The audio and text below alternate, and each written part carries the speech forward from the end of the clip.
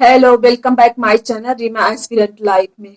आज की वीडियो जो है बहुत खास है। मेरे जो वीडियो डालती हूँ तो बहुत सारे कमेंट आते हैं उसमें बहुत सारे लोगों का कि मेरे हस्बैंड सपोर्ट नहीं करते, मेरे इन लॉज जो है वो सपोर्ट नहीं करते और ऐसे में कैसे पढ़ाई करें। हमारा माइंड जो रहता है हमेशा डिप्रेशन में रहता है, ऐसे में हम कैसे पढ़ाई करते हैं। मतलब सारे देखा जाता है जो समाज है ना, हमें लड़कियों को इस नजरिए से नहीं देखा जाता है कि वो कितनी टैलेंटेड है और वो पढ़ाई में कितनी अच्छी है। उनको बस इस नजरिए से, फायदे के नजरिए से देखा जाता है कि वो घर का काम कैसा कर रही है, सब घर को कैसे मेंटेन रख रही है, साफ सफाई कैसे रख रही है। इस नजरिए के बेसिस पे उनको जज किया जाता है।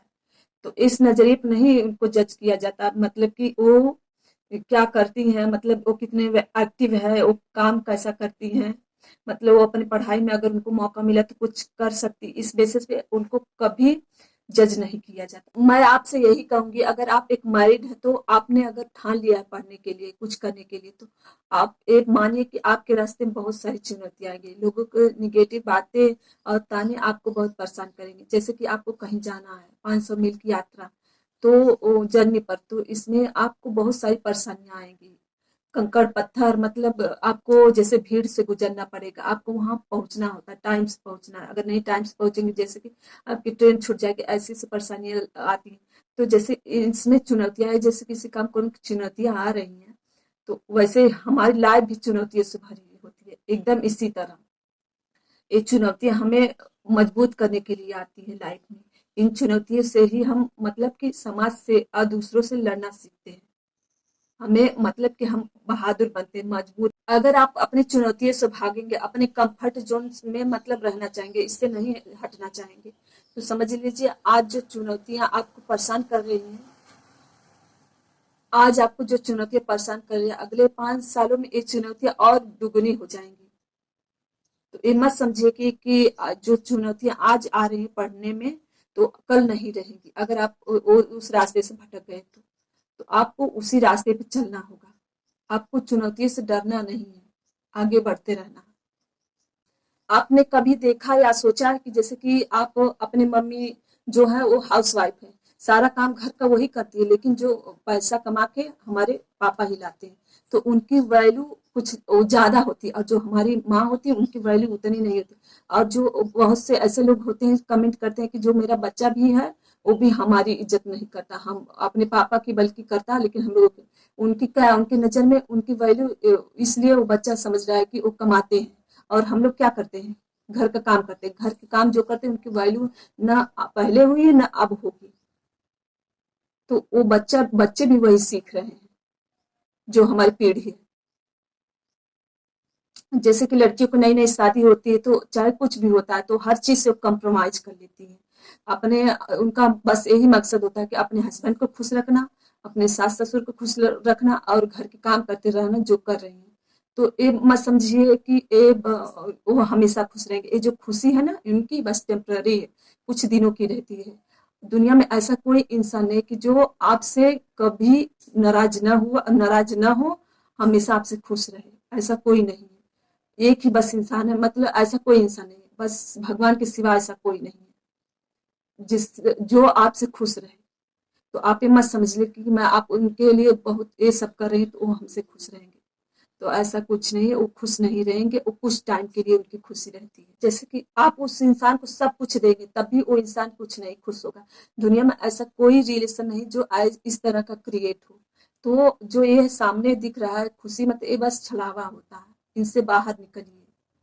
अगर आपकी नई नई शादी हुई है तो अब भी जाग जाइए। ये नहीं है कि अगर आपकी शादी हुई कि आप करियर एंड हो गया। करियर मतलब कि खत्म नहीं हुआ, आप अब से भी अपनी पढ़ाई कर सकते हैं। जैसे कि शादी के बाद अगर लड़के अपने करियर पर ध्यान दे सकते हैं, मतलब सक्सेस हो सकते हैं, तो लड़कियां क्यों नहीं। तो इसके लिए आपको अपने विल पावर को, जो सहन शक्ति है, उसको मजबूत करना होगा, हाई करना होगा। तब आप कहीं जाके इसमें एडजस्ट हो पाएंगे।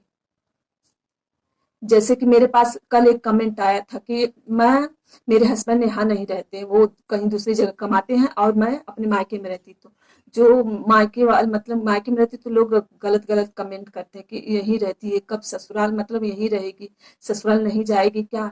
तो जो ये बातें सुनकर बहुत लोग डिस्टर्ब हो जाते हैं। तो कुछ लोग क्या सोचेंगे, क्या कहेंगे, उनका काम मतलब कहना है, सोचना है। अगर आप इसी को लेकर सोचने लगी तो हो गई आपकी पढ़ाई।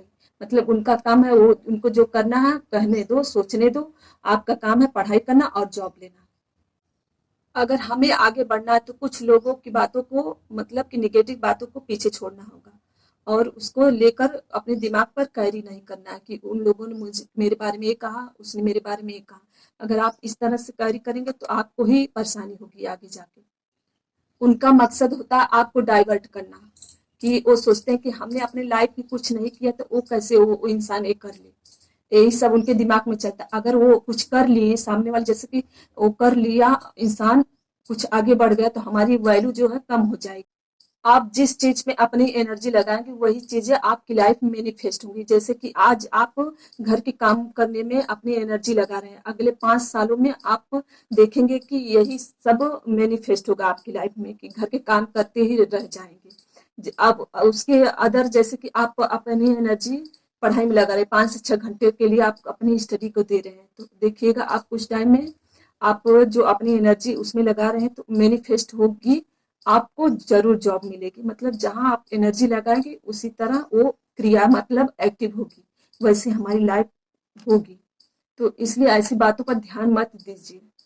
मेरे पास एक और कमेंट आया था, उसमें वो सिस्टर कह रही थी कि मेरी सास जो है मेरे हस्बैंड को बहुत चढ़ाती है, मतलब कि झूठ झूठ बातें कहकर मुझे मरवाने की कोशिश करती है, मतलब कि वो मारे। जैसे कि मैं हर घर का हर काम करने के बाद पढ़ने बैठी, फिर भी उन सबको उनको पता है। तो आपकी सास की जो प्रॉब्लम है वो चाहती है कि उनकी नज़र में वो चाहती है कि बहू हमेशा काम करती रहे, हमेशा काम करती रहे और हम जो बोले उसको वही करे और बैठे ना। उनकी नज़र में यही बस लगता है। तो आपको बस यही करना जो वो कह रही हैं। अगर आप चाहती हैं कि सब रिश्तों को लेकर चलना आगे, तो आपको बस यही कॉम्प्रोमाइज करना कि जो वो कह रही हैं उनकी बातों का जवाब मत दीजिए, आपको बस सुनना है। अगर आप जितना रिएक्ट करेंगी ना वो उतना आपको हस्बैंड को चढ़ाएंगी, मतलब कहेंगी। जो आप अपनी तरफ से उनको समझाने की कोशिश कीजिए कि मेरी गलती नहीं है, मैंने ऐसा कुछ नहीं कहा, क्या वजह है, किस लिए मारते हैं। आप उनसे एक बार खुल के बात कीजिए अपने हस्बैंड से, तभी कुछ होगा। आप क्या चाहते हैं।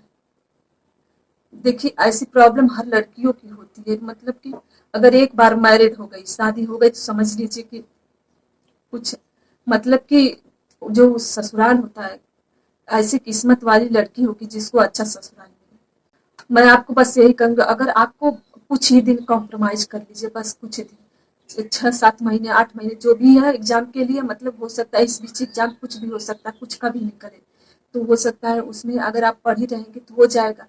जैसे कि वो कुछ बोल रहे हैं तो आप उसको रिएक्ट मत करिए, अगर जितना रिएक्ट करेंगे उतना वो चिढ़ेंगे और वो उतना झूठ झूठ अपने आपके हस्बैंड से लगाएंगे। तो ऐसा मत करिएगा। मैं बस यही कहना चाहूँगी, अब इससे आगे अब कोई हल नहीं है। देखिए हमारी लाइफ है तो हमें भी किसी न किसी तरह से आपको इसको बनाना है। ठीक है, मैं इस वीडियो को यहीं अब खत्म करती हूँ। बस मैं यही कहूंगी कि आप अपनी स्टडी पे ध्यान देते रहिए, क्योंकि अगर हम सेल्फ डिपेंड होंगे तभी हमारी वैल्यू होगी, नहीं तो नहीं। आज देख रहे हैं ना कितनी वैल्यू, जो जॉब कर रहे हैं उनकी समाज में कितनी वैल्यू, जो नहीं कर रहे हैं उनकी कितनी वैल्यू है। तो इस हिसाब से आप समझ जाइए।